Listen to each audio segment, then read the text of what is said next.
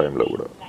అద్భుతం సార్. మరి MDR foundation ఎప్పుడు కూడా అపజయాలకి ఎదుర్కోలేదు అని అంటున్నారు కదా, మరి ఎన్ని విజయాలు సాధించాయో చెప్తారా?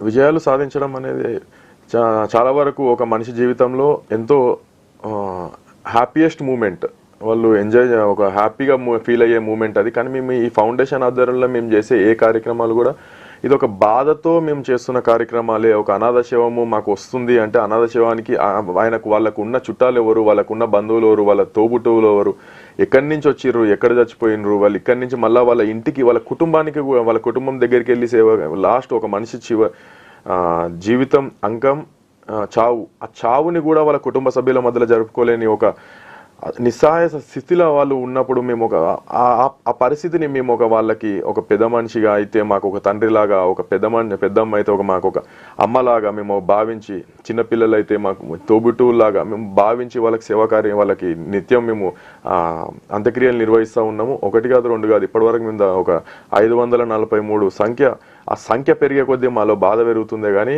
ఎప్పుడు కూడా మేము విజయం అని మేము అనుకుంటలేము దాన్ని.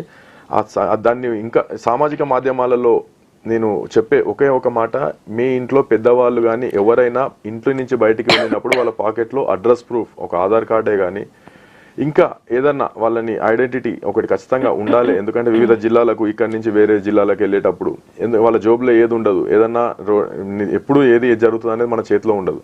ఏదన్నా జరిగినప్పుడు మనల్ని గుర్తించాలి అని అంటే ఖచ్చితంగా ఏదైనా ఐడెంటిటీ ప్రూఫ్ ఉంటే వాళ్ళు మళ్ళీ మన ఇంటి దాకా రాగలిగే ఒక మంచి అవకాశం ఉంటుంది. దయచేసి ఇదంతా అందరూ ప్రజలంతా గుర్తుంచుకోవాలని చెప్పేసి కోరుకుంటున్నాం ఈ సిటీ విజన్ ద్వారా.